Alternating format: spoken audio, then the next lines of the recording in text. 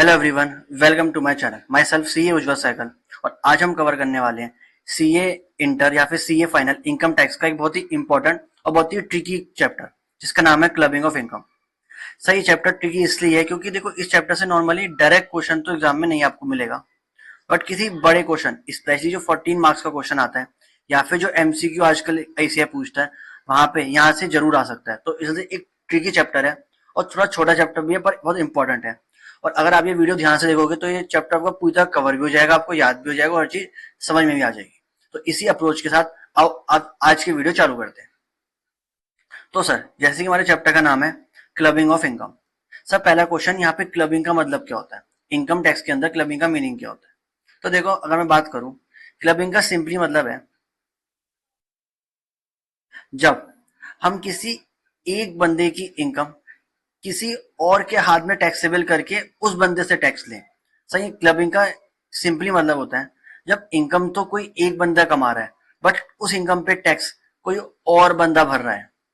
इसका मतलब होता है क्लबिंग कर देना, कि हमने किसी की इनकम किसी दूसरे की इनकम में क्लब कर दी, किसी दूसरे की इनकम में जोड़ दी और उस दूसरे बंदे से उस इनकम पे टैक्स लिया।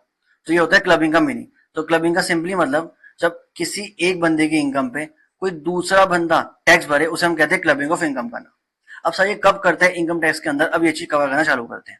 तो देखो, इसमें सबसे पहले जो बात आती है वो आती है सर सेक्शन 60। अब सर, सेक्शन 60 क्या कहता है? देखो, सिंपली बात कहता है, अगर कोई पर्सन अपनी इनकम ट्रांसफर कर दे, अब अगर कोई पर्सन अपनी इनकम किसी और बंदे को ट्रांसफर कर दे, बट वो इनकम जिस एसेट से आ रही है वो एसेट ट्रांसफर ना करे।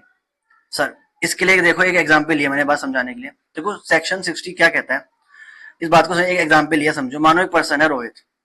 रोहित ने क्या करा सर, रोहित के पास एक हाउस था, एक हाउस प्रॉपर्टी थी, ठीक है सर। उस हाउस से उसे रेंट की इनकम हो रही थी। तो मैं कह सकता हूँ सर, रोहित के पास एक एसेट था, घर, और उस घर से उसे रेंट की इनकम हो रही थी। अब सर, रोहित ने क्या करा सर, रोहित ने एक एग्रीमेंट बनाया और उस एग्रीमेंट में उसने लिख दिया कि ये जो रेंट की इनकम आती है ना, ये रेंट की इनकम अब से विराट की हो गई।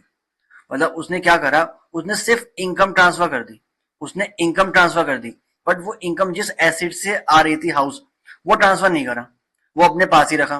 तो इनकम टैक्स एक कहता है, अगर आप ऐसा कुछ करते हो कि आप इनकम तो ट्रांसफर कर रहे हो, बट वो जिस एसिड से आ रही है वो एसिड ट्रांसफर नहीं कर रहे, तो यहाँ पे आप सिर्फ इनकम को शिफ्ट कर रहे हो, हम इसे नहीं मानेंगे। तो इस केस के अंदर जो बंदा ट्रांसफर कर रहा है, हमारे एग्जाम्पल में ए या फिर रोहित, ये जो ट्रांसफर कर रहा है इनकम बिना एसेट ट्रांसफर करे, हम इसी बंदे की इनकम में ये इनकम ऐड, टोटल इनकम में ये इनकम को ऐड करके चलेंगे और इसी बंदे से इस पे टैक्स लेंगे। मतलब सेक्शन 60 सिंपली बात कहता है, समझो कि अगर कोई पर्सन इनकम ट्रांसफर कर देता है विदाउट ट्रांसफर ऑफ एसेट, तो उस केस में जो ट्रांसफरर है, सर ट्रांसफरर मतलब जो ट्रांसफर कर रहा है इनकम, हम उस बंदे से उस इनकम पे टैक्स लेके चलेंगे, ना कि जिसको ट्रांसफर कर रहा है उससे टैक्स नहीं लेंगे, जो ट्रांसफर कर रहा है उससे टैक्स लेंगे इस केस के अंदर। तो आई होप आपको ये चीज समझ में आ गई होगी। तो सबसे पहले सर, क्लबिंग कब होती है? जब कोई पर्सन इनकम तो ट्रांसफर कर दे, बट वो इनकम जिस एसेट से आ रही है वो एसेट ट्रांसफर ना करे, तो इस केस के अंदर क्लबिंग का प्रोविजन अप्लाई होता है। आई होप आपको समझ में आ गया होगा, ठीक है। तो सर, एक तो क्लबिंग होती है सेक्शन 60 के अंदर, ठीक है। अब सर, क्लबिंग की अगली बात होती है सेक्शन 61 के अंदर। अब सर, सेक्शन 61 क्या कहता है? देखो, यहाँ पे हम सिंपली कहते हैं, अभी हमने ऊपर क्या पढ़ा, आपने इनकम ट्रांसफर करी थी पर एसेट ट्रांसफर नहीं करी। सेक्शन 61 कहता है, आपने एसेट ट्रांसफर कर दी, मैं तब भी क्लबिंग करूंगा। सर, तब कब करोगे? सेक्शन 61 कहता है, अगर किसी बंदे ने एसेट तो ट्रांसफर करी, बट कैसी एसेट ट्रांसफर करी? Revocable transfer of asset. मतलब आपने एसेट ट्रांसफर तो करी, बट कैसी करी? रिवोकेबल ट्रांसफर करा। सर, रिवोकेबल का मतलब क्या है? तो देखो, रिवोकेबल का सिंपली मतलब है जो फ्यूचर में कैंसिल हो सके। मतलब यहाँ पे बात समझो सर, यहाँ पे क्या हुआ, मानो एक पर्सन है ए, ए ने एक एसेट बी को ट्रांसफर कर दी कि जाइए एसेट तेरी अब से, ठीक है।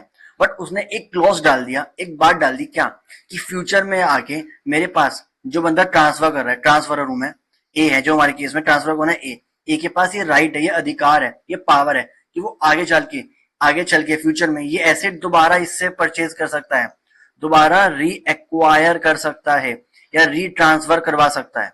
समझे? तो आपने क्या करा, आपने सेक्शन 60 को धोखा देने के लिए आपने, लोग क्या कर रहे थे, लोग एक एसेट ट्रांसफर कर रहे थे तो बाद में एसेट खरीद रहे थे ताकि क्लबिंग का प्रोविजन उनपे ना लगे। तो इस बात का सॉल्यूशन देने के लिए इनकम टैक्स एक्ट ने कहा, अगर आप ऐसे ट्रांसफर कर रहे हो बट अगर आप रिवोकेबल ट्रांसफर कर रहे हो, मतलब आप उस ट्रांसफर डीड में कोई ऐसा क्लॉज डाल रहे हो जिसके अंदर जो बंदा ट्रांसफर कर रहा है वो आगे चल के वो एसेट दोबारा खरीद लेगा, तो ऐसे केस के अंदर भी हम क्लबिंग का प्रोविजन लगाएंगे। और इस केस के अंदर जो जिस बंदे ने ट्रांसफर करा है यहाँ पे ए में, इस एसेट से जो भी इनकम आ रही है हम ए की इनकम में ऐड करेंगे और ए से ही टैक्स लेंगे, ना कि बी से टैक्स लेंगे। समझ में आया? आई होप समझ में आया होगा। ठीक है, अब सर यहाँ पे एक छोटी सी बात हो रहा है, क्या मैं रिवोकेबल नहीं मानूंगा सब कब? मानो अगर आपने डीड में एक बार डाल दी कि ये एसेट ए के पास दोबारा आ जाएगी, बट कब आ जाएगी? जब बी की डेथ हो जाएगी या फिर जब ए की डेथ हो जाएगी और उसके बाद जो इसके वो होंगे लीगल हेयर उन्हें एसेट मिल जाएगी। मतलब अगर आपने एक ऐसा क्लॉज डाला है जिसमें एसेट वापसी तो आएगी बट किसी ना किसी की डेथ पे आएगी, इधर ट्रांसफरर या फिर ट्रांसफरी, ऐसा केस है तो इनकम टैक्स एक्ट कहता है यार ये तुमने लाइफ अब कितनी तुम सर्टेन कर सकते हैं नहीं, तो इस केस के अंदर हम इसको रिवोकेबल नहीं मानेंगे, मतलब हम वहां पे क्लबिंग का प्रोविजन नहीं लगाएंगे। तो मैंने ये बात यही लिखी कि रिवोकेबल नहीं है अगर रीट्रांसफर या फिर री एक्वायर कब है? आफ्टर डेथ ऑफ ट्रांसफरर या फिर ट्रांसफरी। तो आई होप आपको ये दो बातें समझ में आ गई होंगी। क्या सर, पहले मैंने कहा सेक्शन 60 क्या कहता है? सर सेक्शन 60 कहता है कि अगर कोई बंदा इनकम ट्रांसफर कर देता है बिना एसेट को ट्रांसफर करे तो उस केस के अंदर क्लबिंग का प्रोविजन आएगा, और जो बंदे ने ट्रांसफर करी है जिसे हम कहते हैं ट्रांसफरर, उसके हाथ में इनकम टैक्सेबल होगी और वो इस इनकम पे टैक्स भर के चलेगा। फिर हमने रोहित वाला एग्जाम्पल लिया। सर फिर आया सेक्शन 61।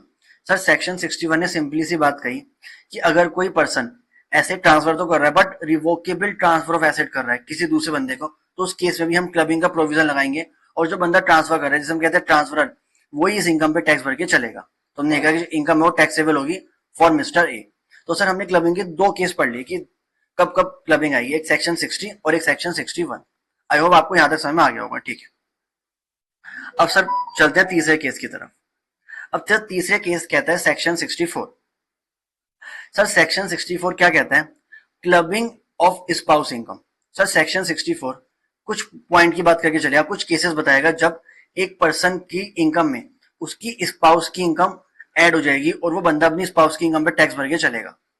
सर स्पाउस का मतलब होता है अगर आप इनकम निकाल रहे हो किसी मेल की तो उसकी स्पाउस होगी वाइफ, और अगर आप निकाल रहे हो किसी फीमेल की तो उसके स्पाउस होगा हस्बैंड। तो हस्बैंड वाइफ को हम कहते हैं स्पाउस। तो यहाँ पे हम सेक्शन 64 सिंपली कह के चल रहे हैं कि कब कोई बंदा अपनी स्पाउस की इनकम में भी टैक्स भर के चलेगा, कब ऐसा होगा? तो वही सारे केस की बात सेक्शन 64 में करी गई है। तो सर सबसे पहला पॉइंट आता है, सबसे पहला पॉइंट ये कहता है, सर मानो एक पर्सन है जिसके हम इनकम निकाल रहे हैं उसे हम कहते हैं एसएससी। ठीक है, इनकम टैक्स के अंदर जिसकी इनकम निकालते हैं हम क्या कहते हैं? एसएससी। तो मानो एक एसएससी है, ठीक है, उसका किसी कंसर्न में, सर कंसर्न मतलब कोई बिजनेस यूनिट, पार्टनरशिप, प्रोवाइडर कुछ भी हो सकती है। मानो एक एसएससी है जिसका किसी कंसर्न में, किसी बिजनेस कंसर्न में सब्सटेंशियल इंटरेस्ट है। सर इसका मीनिंग क्या होता है आगे समझेंगे, आप बस समझो कोई कंसर्न है जिसमें एसएससी का सब्सटेंशियल इंटरेस्ट है। क्या है? सब्सटेंशियल इंटरेस्ट है। और इस कंसर्न से इस एसएससी की स्पाउस को क्या मिल रहा है? सर सैलरी, कमीशन या फिर रेम्यूनरेशन मिल रहा है। दोबारा मैं रिपीट करता हूं, मैं क्या कह रहा हूं, मान के चलो एक एसएससी है, उसका किसी कंसर्न में, किसी बिजनेस कंसर्न में सब्सटेंशियल इंटरेस्ट है, ठीक है, और इस कंसर्न से उसकी स्पाउस को क्या मिल रहा है? सर सैलरी मिल रही है, कमीशन मिल रही है या फिर रेम्यूनरेशन मिल रहा है। और ये जो स्पाउस है ना तो इसके पास कोई टेक्निकल स्किल है और ना कोई प्रोफेशनल स्किल है कि इसे ये पैसा मिले। समझे? तो मतलब इनकम टैक्स एक्ट कहता है अगर किसी पर्सन का किसी कंसर्न में कुछ सब्सटेंशियल इंटरेस्ट है और इस सब्सटेंशियल इंटरेस्ट के कारण इस पर्सन की स्पाउस को इस कंसर्न से कुछ पैसा मिलता है, और यहाँ पे स्पाउस के पास ना तो कोई स्किल है ना कोई एक्सपीरियंस है कि वो उससे ये पैसा कमा सके, अगर ऐसा केस हो रहा है तो उस केस के अंदर ये जो स्पाउस को पैसा मिल रहा है, सैलरी, रेम्यूनरेशन या फिर कमीशन का, ये हम एसएससी के हाथ में ही क्लब करेंगे। बात समझ में? एक बार दोबारा रिपीट करता हूँ ताकि आपको अच्छी तरह बात समझ में आ जाए। मैं सिंपली कह रहा हूँ, मान के चलो एक एसएससी है, उसका किसी बिजनेस कंसर्न में सब्सटेंशियल इंटरेस्ट है। क्या है सर? सब्सटेंशियल इंटरेस्ट है। और इस कंसर्न से इस पर्सन की स्पाउस को क्या मिल रहा है? सर सैलरी मिल रही है, कमीशन मिल रही है या फिर रेम्यूनरेशन मिल रही है, और इसकी स्पाउस के पास ना तो कोई टेक्निकल स्किल है और ना कोई प्रोफेशनल स्किल है जिसके कारण वो ये सब पैसा कमा सके। तो ऐसे केस के अंदर हम ये चीज मान के चलेंगे कि इसे स्पाउस को पैसा सिर्फ इसलिए मिल रहा है क्योंकि एसएससी का इसमें सब्सटेंशियल इंटरेस्ट है, सिर्फ इसी कारण से इसे पैसा मिल रहा है। तो ऐसे केस के अंदर हम मान के चलेंगे यहाँ पे पैसा सिर्फ दिया जा रहा है सिर्फ कंसर्न की टैक्सेबल इनकम कम करने के लिए, और हम कुछ नहीं कर रहे हैं यहाँ पे। और ऐसे केस के अंदर हम स्पाउस को जो भी ये पैसा मिल रहा है हम एसएससी के हाथ में टैक्सेबल कर देंगे, उसकी टोटल इनकम में इंक्लूड कर देंगे। आई होप आपको समझ में आया होगा। तो यहाँ पे दो चीज ध्यान देना, पहला एसएससी का सब्सटेंशियल इंटरेस्ट होना चाहिए, और दूसरी कंडीशन स्पाउस के पास कोई प्रोफेशनल या फिर टेक्निकल स्किल नहीं होनी चाहिए। ठीक है, अगर दोनों स्किल पूरी है तो आप, अगर दोनों कंडीशन पूरी है तो आप कहोगे यहाँ पे क्लबिंग का प्रोविजन आएगा। ठीक है, अब सर यहाँ पे एक क्वेश्चन आता है कि सर सब्सटेंशियल इंटरेस्ट का मीनिंग क्या होता है, क्योंकि अगर सब्सटेंशियल इंटरेस्ट है तभी क्लबिंग की बात होगी, अगर सब्सटेंशियल इंटरेस्ट ही नहीं है तो क्लबिंग की बात होगी ही नहीं। तो सर इसका मीनिंग क्या है, तो अब ये चीज समझते हैं। तो देखो, सब्सटेंशियल इंटरेस्ट का सर सिंपली मतलब है क्या, अगर कोई पर्सन अपने रिलेटिव के साथ मिलके, सर अगर कोई पर्सन अपने रिलेटिव के साथ मिलके किसी कंसर्न में 20% और मोर की वोटिंग पावर होल्ड करता है, या फिर 20% और मोर की प्रॉफिट शेयरिंग होल्ड करता है at any time during previous year. अब यहाँ पे दो चीज ध्यान देना, सब्सटेंशियल इंटरेस्ट कब हुआ, जब कोई पर्सन अपने रिलेटिव के साथ मिलके, तो पर्सन प्लस उसके रिलेटिव का मिला के किसी कंसर्न में 20% और मोर, 20% और मोर कैसा वोटिंग पावर है या फिर प्रॉफिट शेयरिंग है, और at any time during previous year, मतलब अगर दिन साल में एक दिन के लिए भी हो गया, क्योंकि लिखा है एनी टाइम, एनी टाइम मतलब शायद साल में एक दिन के लिए भी हो जाए, तो उस केस में मान के चलूंगा इसका, इस पर्सन का इस कंसर्न में सब्सटेंशियल इंटरेस्ट है। आई होप आपको ये बात समझ में आ गई होगी। तो हमने ये वाला पॉइंट कवर करा कि पहले हम कवर कर रहे हैं कि कब स्पाउस की इनकम किसी पर्सन के हाथ में क्लब होगी। तो उसमें पहला केस था जब स्पाउस को सैलरी, रेम्युनरेशन ऑफ कमीशन मिले किसी ऐसी कंसर्न से जहां पे एसएससी का सब्सटेंशियल इंटरेस्ट है। अब सर इसमें एक छोटी सी बात और आती है, क्या बात समझो, मानो सर एक कंसर्न है, ठीक है, और सर यहाँ पे एक हस्बैंड वाइफ है। अब बात समझो, जो हस्बैंड है उसका इस कंसर्न में 15% की प्रॉफिट शेयरिंग रेशियो है, और जो वाइफ है उसका 10% है। अब आप प्रैक्टिकली सोचो, हमने क्या कहा था, सब्सटेंशियल इंटरेस्ट का मीनिंग क्या है, अगर कोई पर्सन अपने रिलेटिव के साथ मिलकर किसी कंसर्न में 20% और मोर की होल्डिंग रखता है तो सर उसका सब्सटेंशियल इंटरेस्ट आता है। और सर रिलेटिव की डेफिनेशन क्या होती है, देखो सिंपल सी है, एक पर्सन के लिए रिलेटिव होंगे सर उसके स्पाउस, ब्रदर और सिस्टर, इसके साथ उसके लीनियन एसेंट और लीनियन डेसेंट। तो सर रिलेटिव की डेफिनेशन में स्पाउस भी कवर होता है, हाँ। तो अगर आप ध्यान दो इस केस के अंदर सर हस्बैंड भी इस कंसर्न में सब्सटेंशियल इंटरेस्ट होल्ड करता है। सर कैसे, क्योंकि हस्बैंड की रिलेटिव कौन हो गई, वाइफ, और इन दोनों का मिला के शेयर क्या 20% से ज्यादा है, आपने कहा सर हाँ। और अगर आप वाइफ के एंड से सोचो तो सर वाइफ भी इसमें सब्सटेंशियल इंटरेस्ट होल्ड करती है, क्योंकि वाइफ के लिए कौन हो गया, हस्बैंड भी उसका हो गया, और इन दोनों का मिला के 20% और मोर हो गया। तो सर इस केस के अंदर सर ये दोनों, चाहे हस्बैंड और वाइफ हो, दोनों ही इस कंसर्न में सब्सटेंशियल इंटरेस्ट होल्ड करते हैं। और सर मान के चलो दोनों को ही इस कंसर्न से सैलरी मिल रही है और दोनों के पास ना कोई स्किल भी नहीं है। तो सर इस केस के अंदर मुद्दा आया कि मैं किसके हाथ में किसकी इनकम क्लब करूं, क्योंकि अगर आप हस्बैंड के एंड से सोचो तो उसकी वाइफ को जो सैलरी मिल रही है वो हस्बैंड की इनकम में क्लब होनी चाहिए, और अगर आप वाइफ के एंड से सोचो तो जो हस्बैंड को सैलरी मिल रही है वो क्लब होनी चाहिए, क्योंकि दोनों ही सब्सटेंशियल इंटरेस्ट होल्ड करते हैं।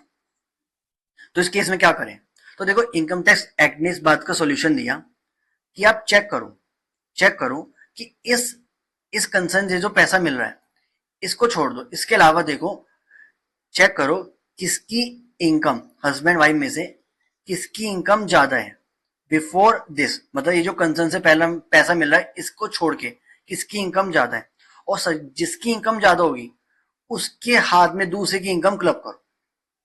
मतलब मान लो इस केस के अंदर अगर इस सैलरी को छोड़ दो, इसके अलावा अगर हस्बैंड की इनकम ज्यादा है तो वाइफ की इनकम हस्बैंड के हाथ में क्लब होगी, और अगर वाइफ की इनकम ज्यादा है तो हस्बैंड की इनकम वाइफ के हाथ में क्लब होगी।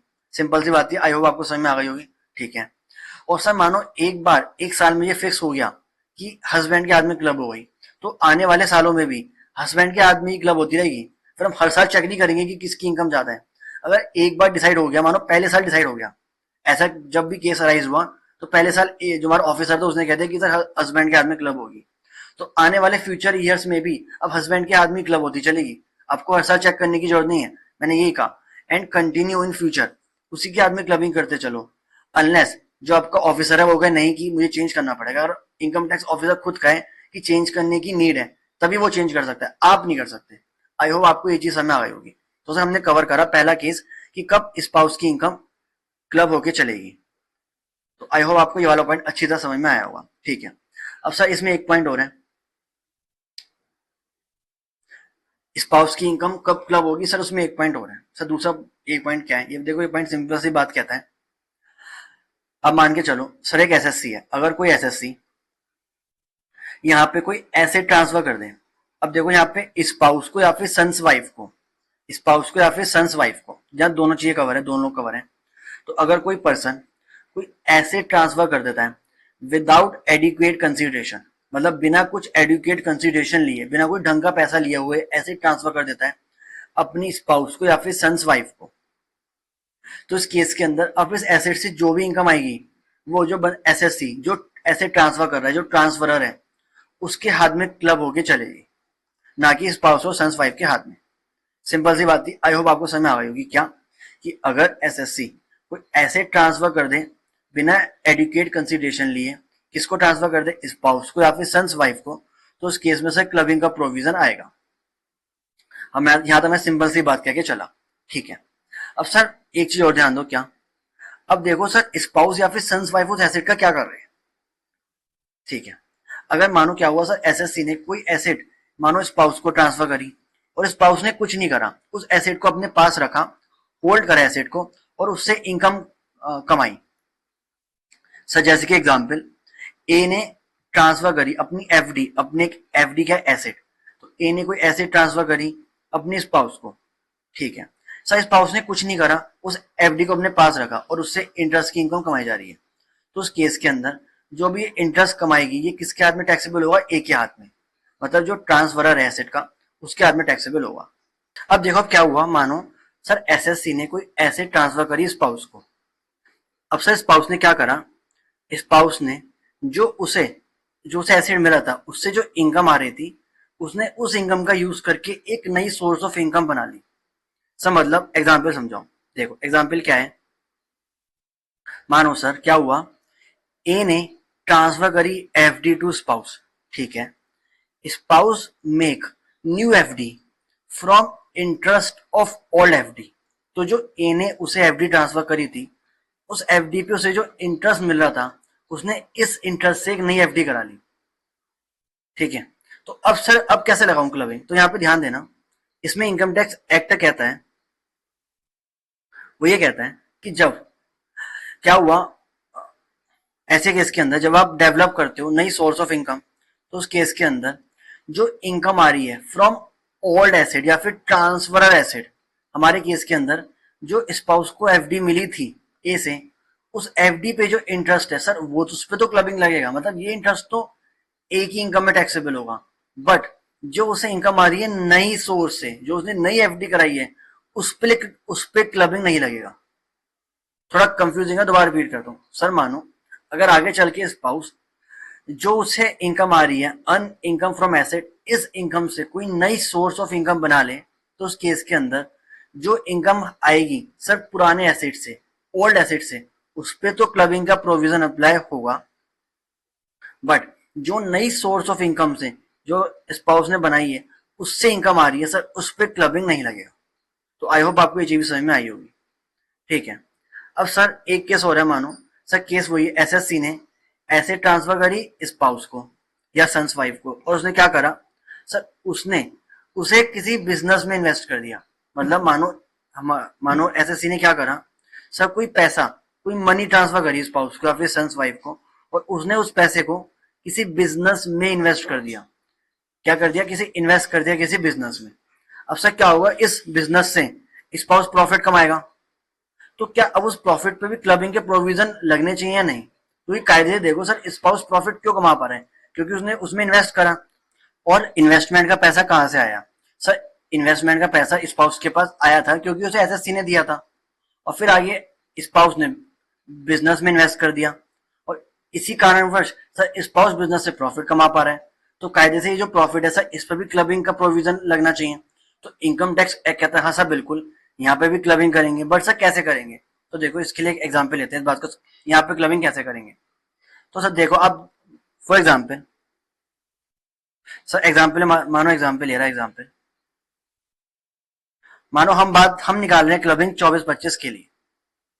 सर केस क्या है? केस ये है कि एक मिस्टर ए है, मिस्टर ए ने अपनी स्पाउस को 2 लाख रुपए दिए, एज अ गिफ्ट दे दिए, ठीक है।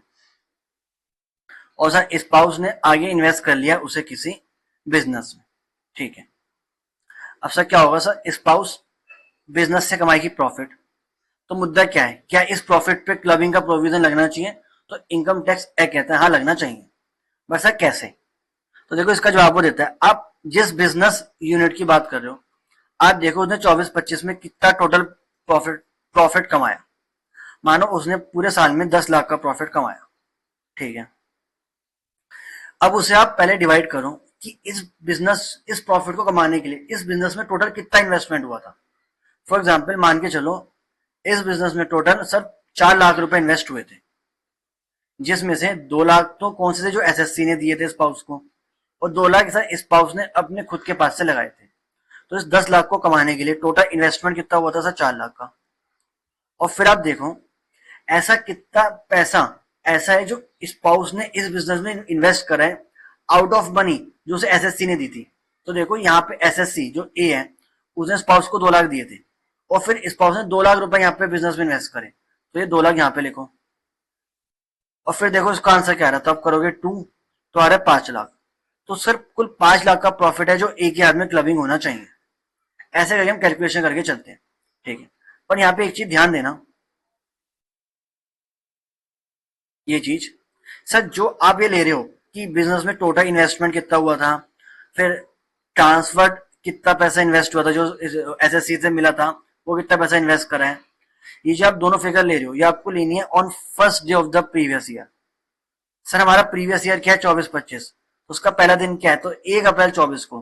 तो 1 अप्रैल 24 को जो फिगर्स हो आपको वो लेनी है कैलकुलेशन में। बाद में कुछ भी हो मुझे अंतर नहीं पड़ता, मैं देखूंगा प्रीवियस ईयर के पहले दिन ये क्या रेशियो था, और उसको ही जिस जो पूरे साल प्रॉफिट कमाया उससे मल्टीप्लाई कर दूंगा, मुझे आंसर मिल जाएगा। तो ये चीज ध्यान देना, डेट सर कौन सी डेट की लेनी है? ट्रांसफर एसेट और total investment on first day of the previous year. तो आई होप आपको ये चीज समझ में आ गई। तो सर मैंने क्या कहा, एक बार दोबारा करते हैं रिपीट। तो सर हमने यहाँ पे सिंपली ये बात कवर करी, मानो अगर कोई एसएससी अपने स्पाउस को या फिर सन्स वाइफ को सर कोई एसेट ट्रांसफर करता है विदाउट एडुकेट कंसिडरेशन लिए, तो उस केस में सर आप देखो कि स्पाउस या सन्स वाइफ उस एसेट का क्या कर रहा है। अगर तो वो उस एसेट का कुछ नहीं कर रहा, उस एसेट को होल्ड कर रहा है और उससे इनकम कमा रहा है, तो सिंपली जो भी इनकम कमा रहा है सर वो क्लबिंग का प्रोविजन उस पर लग जाएगा। सर अगर स्पाउस या सन्स वाइफ उस एसेट से जो इनकम आ रही है उससे कोई नई इनकम बना रहे हैं, तो जो पुरानी इनकम है उस पर तो क्लबिंग लगेगा, पर उस नई इनकम पे क्लबिंग का प्रोविजन नहीं लगेगा। और अगर वो किसी बिजनेस में इन्वेस्ट कर रहे हैं तो हम ये कैलकुलेशन करके हम निकालते हैं किस प्रॉफिट पे क्लबिंग लगेगा। तो सर यहाँ पे हमने सिंपली ये बात कवर करी, आई होप आपको समझ में आया होगा, ठीक है। अब सर यहाँ पे एक चीज ध्यान देना, क्या कि मानो अगर कोई पर्सन अपने स्पाउस को कोई एसेट ट्रांसफर कर रहा है, और क्यों कर रहा है? क्योंकि उनके बीच एग्रीमेंट टू लिव अपार्ट है, अलग अलग रहने का कोई एग्रीमेंट है, और उसके तहत वो कुछ एसेट ट्रांसफर कर रहे हैं, तो सर वहां पे क्लबिंग का प्रोविजन नहीं लगता है। पहली बात, ये पॉइंट स्पाउस के लिए था। इसके अलावा अगर एसएससी कोई एसेट ट्रांसफर करता है किसी अनदर पर्सन को, सर क्यों दे रहा है? वो भी विदाउट एडुकेट कंसिडरेशन के लिए, क्यों? For the benefit of spouse या फिर सन्स वाइफ, तो सर वहां भी क्लबिंग लगेगा। मतलब यहाँ पे एसएससी ने डायरेक्टली स्पाउस या फिर सन्स वाइफ को नहीं दिया, किसी और पर्सन को दिया, और इससे कहा कि आप बेनिफिट इनको देना। तो ऐसे केस के अंदर भी अगर आप कुछ बीच में इनडायरेक्ट ट्रांसफर कर रहे हो तो सर वहां भी क्लबिंग का प्रोविजन लगता है। अब सर इसमें एक पॉइंट और है, क्या? ये थोड़ा इंपॉर्टेंट पॉइंट है, ध्यान देना कि क्लबिंग के लिए रिलेशनशिप शुड एग्जिस्ट, मतलब स्पाउस के साथ हमारी रिलेशनशिप या फिर सन्स वाइफ के साथ हमारी रिलेशनशिप एग्जिस्ट करनी चाहिए, जब हमने एसेट ट्रांसफर करा उस टाइम भी, और सर जब इनकम अराइज हुई उस टाइम भी, सर दोनों टाइम पे। मानो अगर किसी पर्सन ने कोई एसेट ट्रांसफर करा किसी पर्सन को, और जब ट्रांसफर करा तो वो उसकी स्पाउस नहीं थी, बट आगे चल के उसकी स्पाउस बन गई, तो ऐसे केस के अंदर क्लबिंग नहीं लगेगा। क्यों? क्योंकि रिलेशनशिप एग्जिस्ट करनी चाहिए सर दोनों टाइम, जब एसेट ट्रांसफर करे तब भी और जब फ्यूचर में इनकम हो तब भी। सर मानो चलो एक पर्सन ने स्पाउस को एसेट ट्रांसफर करी, तो जब ट्रांसफर करी थी तब उनके बीच, तब वो उसकी स्पाउस थी, पर आगे चल के उसकी स्पाउस वो नहीं रही, तो फिर आगे चल के क्लबिंग का प्रोविजन नहीं लगेगा। तो क्लबिंग के लिए रिलेशनशिप शुड एग्जिस्ट दोनों समय, बोथ एसेट ट्रांसफर करते टाइम भी और इनकम जब अर्न हुई तब भी। सर इस तरह हमने ये पूरी बात कवर करी। तो सर हमने कवर करा कब कब स्पाउस की इनकम एक पर्सन के हाथ में क्लब होगी। सर पहला पॉइंट पढ़ा जब ये बिजनेस कंसर्न में जब सब्सटेंशियल इंटरेस्ट वाला पॉइंट पढ़ा। फिर हमने अगला पॉइंट पढ़ा जब कोई एसएससी अपने स्पाउस का फिर सन्स वाइफ को, यहाँ पे सन्स वाइफ भी कवर है, कोई एसेट ट्रांसफर कर देगा तो उस केस में क्लबिंग कैसी होगी, या अगर वो इनडायरेक्ट ट्रांसफर करेगा किसी और पर्सन के थ्रू तो वहां भी क्लबिंग कैसे होगी। हमने सारे पॉइंट कवर करे। आई होप आपको ये चीज समझ में आ गई होगी। ठीक है, अब सर यहाँ पे एक छोटी सी बात हो रहा है। क्या? देखो बात सिंपल सी है। अगर आपने हाउस प्रॉपर्टी चैप्टर पढ़ा हो तो वहां पे एक सेक्शन आता है सर, सेक्शन 27। वो बात करके चलता है सर डीम्ड ओनरशिप की। सर वो क्या है? तो देखो यहाँ पे एक बात ध्यान देना, अगर मैंने कहा एसएससी अपने स्पाउस को या फिर सन्स वाइफ को कोई ऐसे ट्रांसफर करे विदाउट एडुकेट कंसिडरेशन, तो सर वहां पे क्लबिंग का प्रोविजन आता है। ठीक है, बट यहाँ पे एक चीज ध्यान देना, जब कोई पर्सन अपने स्पाउस को ट्रांसफर कर रहा है तो ये जो एसेट है ना सर, ये हाउस प्रॉपर्टी नहीं होनी चाहिए। मतलब ये जो एसेट ट्रांसफर कर रहे हैं ये हाउस प्रॉपर्टी नहीं होनी चाहिए। सर क्यों? अगर ये हाउस प्रॉपर्टी हुई तो यहाँ पे फिर क्लबिंग का प्रोविजन नहीं आएगा, तो वहां पे सर ये इस पर्सन को हम डीम्ड ओनर मान लेंगे अंडर सेक्शन 27। तो यहाँ पे सिंपली ये बात कहना चाह रहा हूं, अगर कोई पर्सन अपने स्पाउस को कोई हाउस प्रॉपर्टी ट्रांसफर करता है विदाउट एडुकेट कंसिडरेशन लिए, तो वहां पे क्लबिंग का प्रोविजन नहीं आएंगे, ये चैप्टर नहीं आएगा, उल्टा वहां पे हाउस प्रॉपर्टी का चैप्टर आएगा और सेक्शन 27 अप्लाई होगा। तो ये चीज ध्यान देना।